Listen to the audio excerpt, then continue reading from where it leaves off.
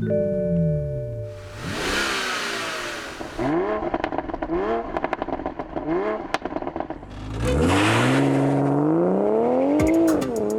wasn't that long ago that we were checking out the brand new Toyota Supra, and not surprisingly, it is the fastest car in the Toyota lineup. But what is the second fastest vehicle? Maybe the Camry V6? Nope. Here's a hint.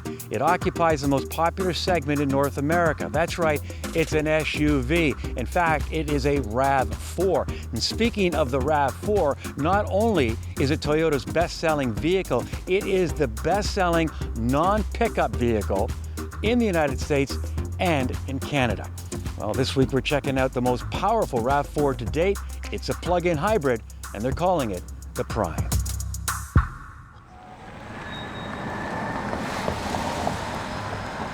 We see this as it's a no-compromise vehicle for consumers, meaning it's an exciting vehicle because it's an electrified powertrain, but it has impressive range, but it also has a gasoline engine as well, so consumers can drive this vehicle anywhere.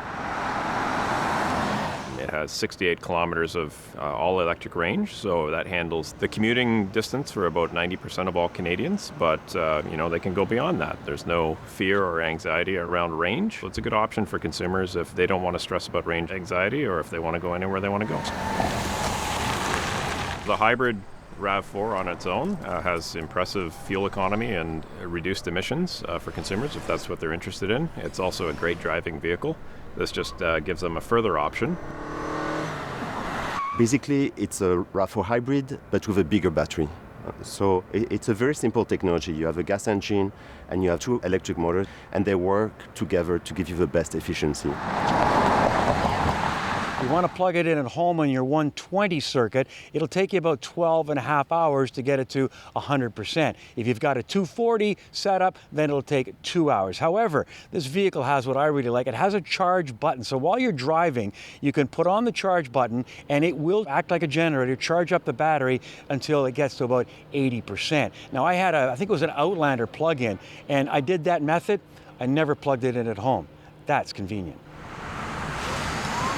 It's also 302 horsepower. It's got a large size electric motor, incredible torque. It's a performance vehicle. It's not only strong all-electric range and also great fuel economy, it's actually a performance vehicle and it handles very well as well.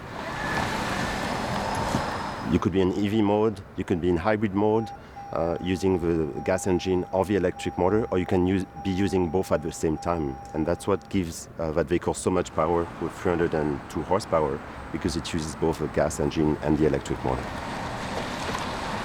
First of all, they won't notice the difference with a regular gas vehicle, because if you take the Rav4 hybrid, they don't have to plug it.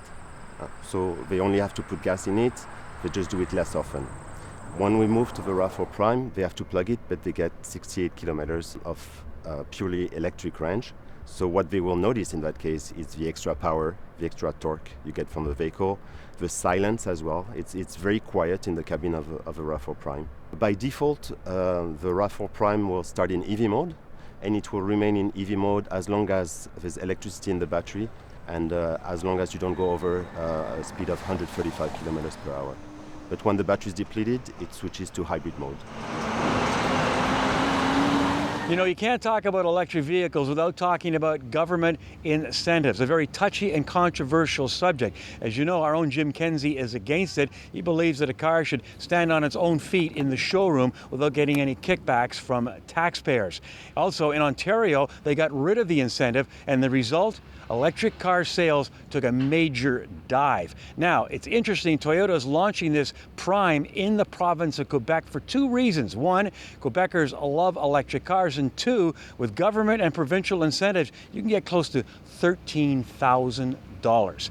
So that certainly is an incentive. We can't plan around incentives. The incentives some days are there, and another day they might not be there anymore. So we, developed this vehicle and introduced it into the marketplace at a price point where we feel we can sell it, even without the benefit of incentives. But what incentives do is, they make it more accessible. It drives stronger interest, in the vehicle in those markets. So we're prioritizing sales in those spots. Rav4 Prime is a very exciting vehicle for Toyota Canada, and we also have other exciting vehicles coming. The Venza is coming very soon, and by the end of the year we will also have a Sienna with a hybrid powertrain, just like the Venza. You know, as we all know, Toyota continues to move forward in its goal to electrify its entire lineup. But this is one smart company. They've got something for everybody. I mean, the Rav4 alone, in trims and models, you've got 13 different variations. You want electric, you got it. You want gasoline, you've got that too. Now, as for the Prime, well, it's just a more improved plug-in hybrid. Great interior, great ride. When it comes to safety, always important. Toyota Safety Sense is standard. All the infotainment you might need. It does come at a price. Would I buy one? Well, as you know, I'm a car guy, so if I'm going to buy a Toyota product, it's going to be a Camry, maybe a GR Supra to keep it company. Just saying. That's it for now. We'll see you next time out as we continue to bring you more stories about cars and the people who drive them.